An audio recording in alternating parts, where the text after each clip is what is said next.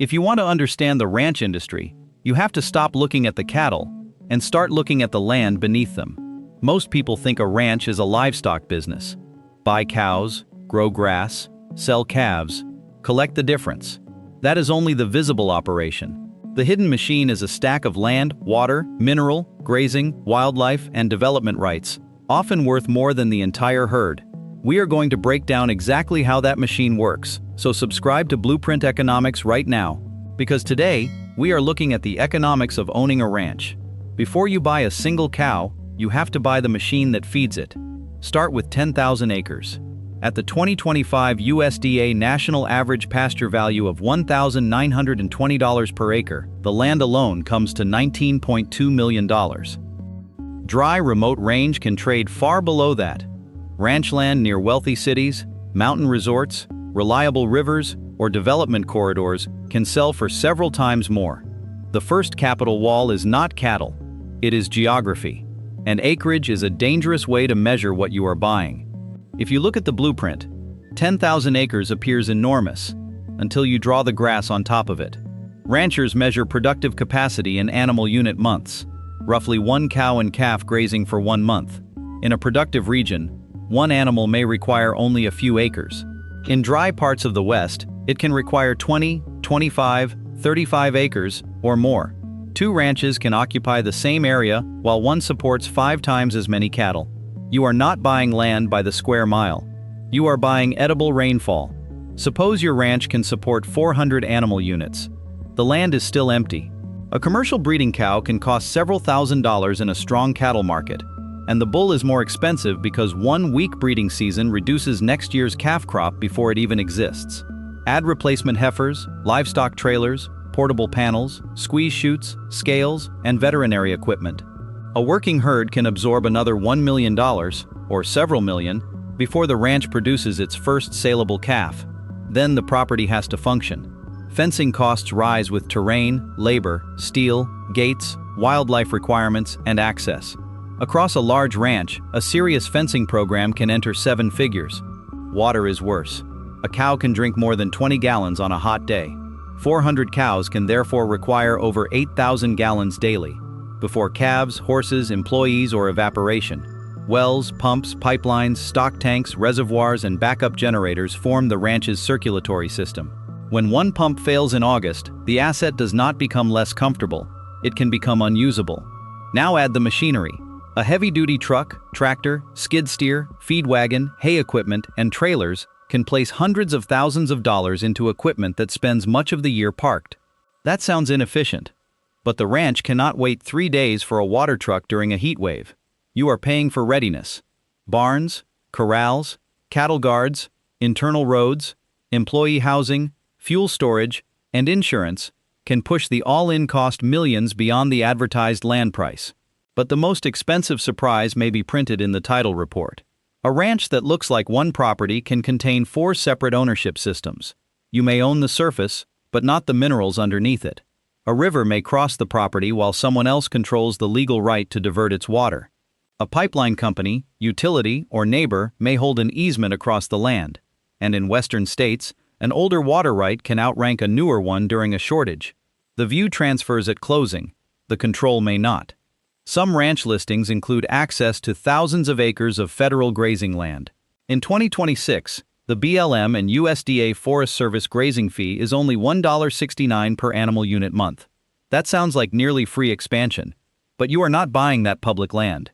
You are acquiring base property that may qualify for a regulated grazing permit. Stocking levels, grazing seasons, conservation requirements, and agency approval still control how the land can be used. A 50,000-acre listing may therefore contain 10,000 acres you own and 40,000 acres the government allows your cattle to visit. The animals bring another layer of administration. Brands may need registration. Cattle crossing state lines may require health certificates. Certain sales trigger inspections. Water projects can require permits. Federal allotments bring grazing plans and compliance reviews. Agricultural tax treatment may reduce the property tax bill, but only while the land maintains qualifying use.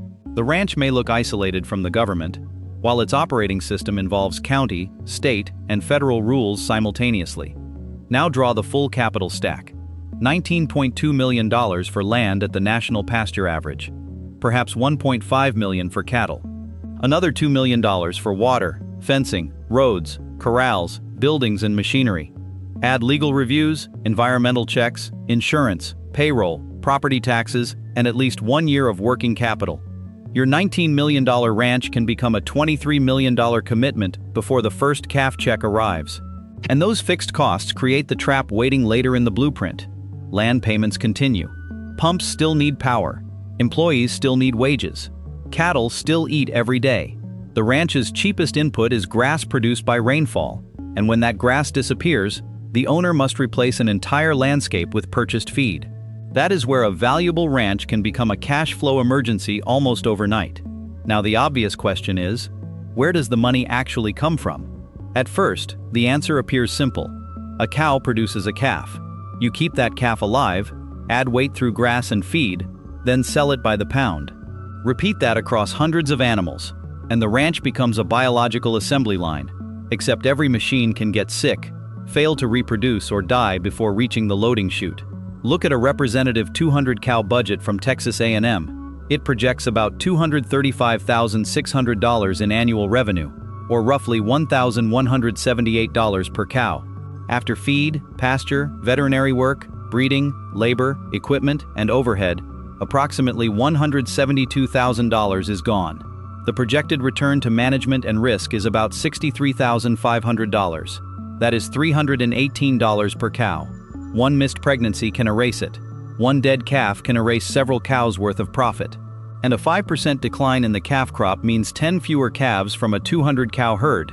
Inventory that never reaches the market because it was never born. This is the first hidden mechanic. Ranch revenue is delayed by biology. You pay through winter, breeding, pregnancy, and calving, then wait months for the product to gain enough weight to sell. A software company can add 10,000 customers overnight. A ranch cannot ask a cow to produce 2 annual calves because interest rates went up. Scale changes the blueprint completely. USDA research estimated total economic costs of about $2,099 per cow for operations with 20 to 49 cows. For ranches with 500 cows or more, that figure fell to about $910. The cow did not become cheaper to feed. The tractor, barn, chute, truck, and operator simply stopped belonging to 30 animals and started serving 500. The largest difference is invisible in the bank statement: unpaid family labor. On smaller operations, its estimated opportunity cost reached $1,065 per cow. On operations with at least 500 cows, it fell to $77. A 40-cow property can look profitable until you assign a wage to the owner working evenings, weekends, and calving nights for free. One ranch is often a lifestyle with invoices. Scale turns it into a system. But even a large herd may not explain why someone would place $20 million into land for a few $100,000 of operating return. For that, erase the cows from the blueprint and look at the ground. In 2025, average American pasture land was valued at about $1,920 per acre, up $90 in 1 year. Across 10,000 acres, that national average movement represented $900,000 in additional paper value. The cattle might work all year to produce $200,000 or $300,000. The dirt can gain $900,000 while appearing to do nothing. That gain is not guaranteed, and it cannot pay tomorrow's feed bill, but it explains the wealthy ranch buyer. The cattle create cash flow. The land stores capital. If the property appreciates by 4% while the herd produces another 1% or 2% after expenses, the owner is not evaluating the ranch like a store. They are treating it like a private inflation-resistant bond with horns. Now let's draw out the second revenue stream. Grass can be leased. The 2025 national average pasture rent was about $15.50 per acre. On 10,000 acres, that is $155,000 in gross annual rent before taxes, fencing, water maintenance, and unusable acreage. Against land valued at $1,920 per acre, the gross yield is only about 0.8%. Weak cash return. Strong optionality. Leasing transfers part of the cattle price risk to another operator while the owner keeps the land. In parts of the West, federal forage changes the calculation again. The 2026 federal grazing fee is $1.69 per animal unit month. 400 cows grazing for 6 months equals 2,400 animal unit months. Just over $4,000 in the base federal fee. That is not the full cost. Transport, labor, water systems, compliance, and range management remain. But the gap between $1.69 and private grazing rates is large enough that access to an allotment can influence what a neighboring ranch is worth. Then there is wildlife. The landowner does not normally own the native deer, elk, turkey, or waterfowl. What the owner controls is access: the gate, road, lodging, and exclusive position during hunting season. Extension examples in Oklahoma place many hunting leases around $5 to $20 per acre. On 10,000 acres, that becomes $50,000 to $200,000 in gross annual income. And unlike cattle, the deer feeds itself. Add guided hunts, cabins, meals, fishing access, horseback tours, and corporate retreats. A ranch with poor cattle margins but exceptional wildlife can earn more from 30 hunters than from hundreds of calves. The trade-off is habitat. Too many cattle can weaken the wildlife business. Too many guests can destroy the isolation they came to buy. Now look above the grass. A wind developer does not need to buy the ranch. It needs rights for turbines, roads, transmission lines, and cables. The U.S. Department of Energy estimates average wind land payments at around $6,700 per megawatt using fixed rent, revenue sharing, or both. 5 3-megawatt turbines equal 15 megawatts. At that average, the landowner receives roughly $100,000 a year, while cattle keep grazing around the towers. Solar can be more concentrated. Recent utility-scale lease examples have ranged around $800 to $2,000 per acre annually. Lease 500 suitable acres at $1,200, and gross revenue becomes $600,000 a year, nearly 4 times the national average rent from grazing all 10,000 acres. The most profitable crop may be sunlight. Below the grass is another ledger. Oil, gas, gravel, timber, and minerals can produce signing bonuses, annual rentals, or production royalties. But only if you own those rights. A ranch bought without its minerals can host drilling traffic, while the royalty check goes to someone whose name never appeared on the gate. Water works the same way. A ranch can sit beside a river and still lack the right to remove a commercial gallon. In prior appropriation states, a senior water right may receive supply before a newer right during shortages. 2 neighboring ranches can share one landscape while only one controls a bankable water asset. There is also a business in agreeing not to build. A qualified conservation easement can permanently restrict development while allowing agricultural use. Under current federal rules, a qualifying farmer or rancher may deduct an eligible conservation contribution up to 100% of adjusted gross income, subject to detailed requirements and valuation rules. The word that matters is permanently. The next owner inherits the restriction. Conservation may create a tax benefit today, but it can remove development value forever. It is not free money. It is the surrender of a future option. Finally, there is the quietest shadow model, waiting. A ranch outside a growing city may run cattle for 20 years while roads, utilities, warehouses, and subdivisions move toward it. The herd preserves agricultural use and produces some income, but the owner is not really betting on beef. The cattle are security guards for a land bank. This is the counterintuitive core. The same acre can feed a cow, host a hunter, carry a pipeline, support a turbine, hold a water right, receive a conservation benefit, and appreciate toward development. Not every acre can do all 7, and the contracts may conflict, but the owner is assembling rights, not merely raising animals. That is why a ranch earning $150,000 from cattle can still be a rational $20 million purchase. The visible business is livestock. The shadow business is control over everything that can legally happen on the land. And the fact that cattle may be only one tenant on their own ranch is exactly why we build these case studies on Blueprint Economics. Make sure you are subscribed so you do not miss the next breakdown, because once you see the ranch as a portfolio of rights, you also see the danger. Every income stream can weaken. The debt does not. And when the grass disappears, the ranch begins consuming cash faster than the land can create wealth. The shadow model makes a ranch look diversified.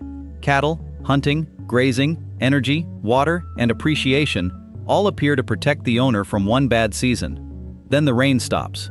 A ranch's most important supplier is the sky, and the sky sends no contract, accepts no penalty clause, and guarantees absolutely nothing. When rainfall falls below normal, the ranch does not merely lose scenery, it loses inventory. Grass is stored feed. Without it, you have to purchase the landscape one truckload at a time. Assume your ranch carries 400 cows. At roughly 30 pounds of hay per cow each day, the herd needs about 12,000 pounds daily. Stretch that across a 180-day feeding period, and you need more than 1,000 tons of hay. At $200 per ton, that is over $200,000. At $300 per ton, it becomes more than $300,000. And that does not include delivery, storage losses, protein supplements, water, labor, calves, bulls, or the fuel required to distribute feed across thousands of acres. Your free grass has suddenly become one of the largest invoices in the business. This is where the ranch's biology turns against its balance sheet. The cattle cannot be switched off. You cannot unplug 400 cows for 6 months, wait for rainfall, then restart production when conditions improve.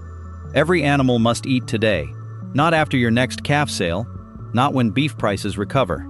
Today, the first response is usually to sell calves earlier. A calf that might have reached 600 pounds is sold at 450 because the ranch no longer has enough forage to carry it. You receive cash sooner, but you surrender 150 pounds of future sale weight.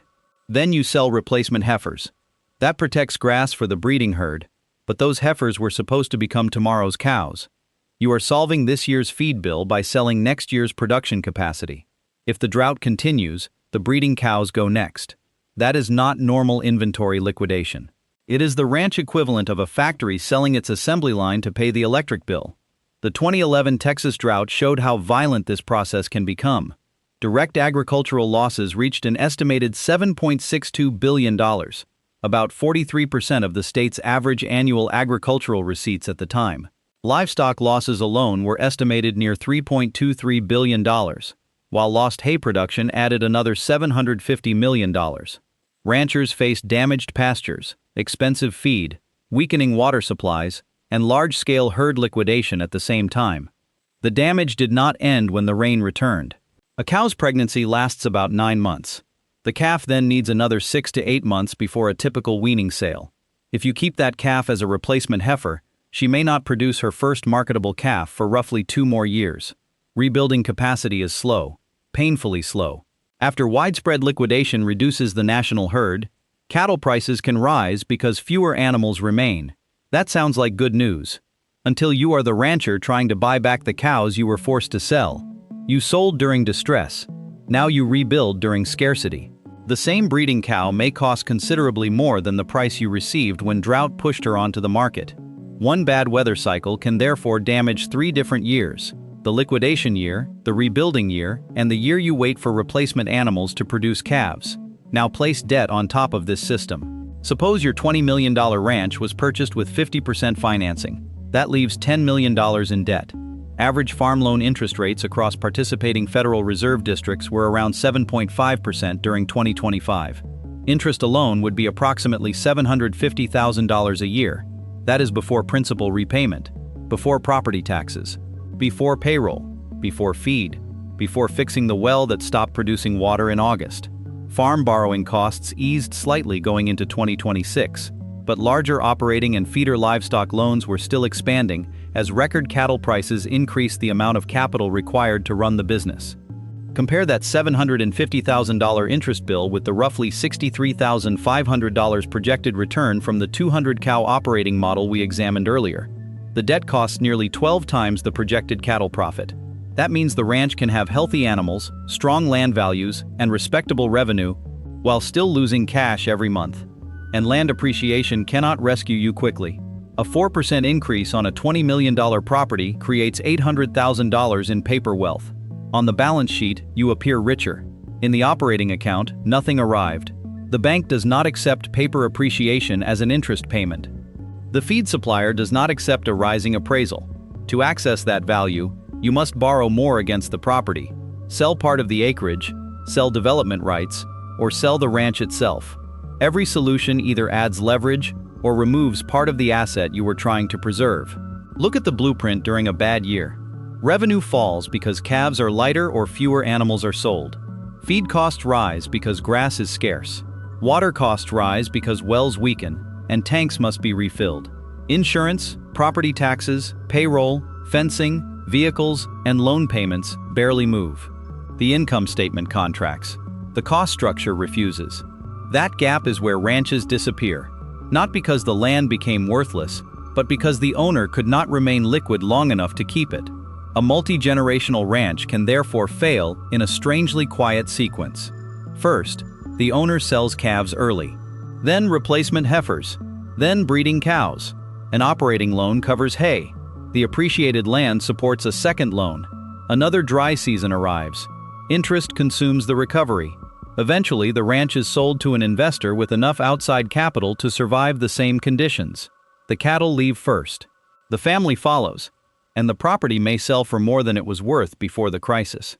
That is the central failure mechanic of ranch ownership. A valuable, appreciating, illiquid asset carrying a low-margin biological business that consumes cash every single day. The ranch may be wealthy, the owner may still go broke. Let's run the actual blueprint. What does it cost to buy a ranch? And what do you actually get to keep? Start with Tier 1, the small lifestyle ranch. Picture 800 acres in a lower-cost cattle region, carrying around 50 breeding cows. At $2,500 to $4,000 per acre, the land alone costs between $2 million and $3.2 million. Add cattle, fencing repairs, a used tractor, a truck, livestock handling equipment, water systems, and working capital, and your total investment can easily reach $3 million to $4 million. Now draw the revenue. 50 cows producing a 90% calf crop gives you about 45 calves to sell. At an average sale value of $1,100 per calf, that generates roughly $49,500. Cull cows, 1 or 2 older bulls, and miscellaneous livestock sales might add another $15,000.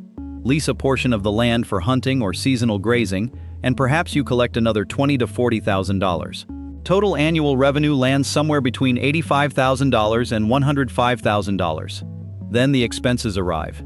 Feed, veterinary work, minerals, fuel, equipment repairs, insurance, property taxes, fencing, and hired labor can consume $70,000 to $95,000. Your operating profit might be $10,000, maybe $25,000 in a strong year, and that assumes you work for free. Now add financing. Borrow half of a $3 million purchase at 7.5%, and the annual interest bill alone is $112,500. The ranch does not cover its debt. It barely covers itself. Tier 1 is not primarily an income-producing asset. It is a lifestyle purchase supported by another salary, investment portfolio, pension, or family wealth. The owner is buying privacy, space, identity, and long-term land exposure. The cows are helping with the carrying cost. They are not paying for the ranch. Now move to Tier 2, the commercial regional operation. Let's use 10,000 acres carrying 400 breeding cows. At the national pasture average, the land costs about $19.2 million. Add $1.5 million for livestock, $1 million for water infrastructure, and another $2 million for machinery, corrals, fencing, roads, and working capital. Total capital invested, roughly $23 million to $25 million. The cattle operation generates the first layer of income. At approximately $1,000 in total revenue per cow, 400 cows produce around $471,000 annually. Add cull animals and stronger than budgeted calf prices, and livestock revenue might reach $550,000. Now layer in the shadow model. Hunting access contributes $100,000. Seasonal grazing leases add $75,000. A small wind agreement or utility easement adds another $100,000. Guest lodging, fishing access, or outfitting may contribute $75,000 more. Total revenue now approaches $900,000. In an unusually strong year, it may cross $1 million. Operating costs, including feed, payroll, equipment, fuel, veterinary work, insurance, property taxes, water systems, road maintenance, and management, can consume $650,000 to $800,000. What remains? Perhaps $150,000 to $300,000 before debt service and owner taxes. On a $24 million asset, that is a cash yield of roughly 0.6% to 1.25%. The ranch may also appreciate by 3% or 4%, adding another $720,000 to $960,000 in paper value. But remember, that appreciation does not enter the operating account. Tier 2 is a genuine business. It employs people, it produces cattle, it signs commercial agreements, it generates real revenue. But the land is still far more valuable than the operation sitting on top of it. Now look at Tier 3, the institutional ranch. This is no longer 10,000 acres. It may be 100,000 acres, 200,000 acres, or a portfolio spread across several states. The acquisition cost can range from $100 million to more than $500 million, depending on water, location, minerals, infrastructure, and development potential. A ranch of this size may carry 4,000 to 10,000 cows. At 5,000 cows, livestock revenue can exceed $6 million annually through calf sales, cull cattle, breeding stock, and premium programs. But cattle are no longer the entire blueprint. Hunting and outfitting may generate $1 million. Lodging, tourism, and corporate retreats add another $2 million. Wind, solar, pipelines, and transmission agreements may contribute $3 million to $8 million. Water leases, mineral royalties, timber, conservation contracts, or development options can add several million more. Total annual revenue can reach $15 million to $30 million. Operating costs may run between $10 million and $22 million, depending on payroll, feed exposure, debt, transportation, insurance, machinery, and the intensity of the livestock business. Net operating profit could land between $3 million and $8 million. In an exceptional year, with strong cattle prices, healthy rainfall, and active mineral or energy royalties, it may go higher. But even $8 million on a $300 million asset is only a 2.7% operating return. The institution is not buying the ranch because beef produces spectacular margins. It is buying scarcity, control, optionality. A small ranch buys a lifestyle. A commercial ranch buys an operating business. An institutional ranch buys a private portfolio of land, water, wildlife, minerals, energy, and future development rights. If you look at the full blueprint, the conclusion becomes difficult to ignore. The cattle are the moving part, so they receive all the attention. But they are not the foundation.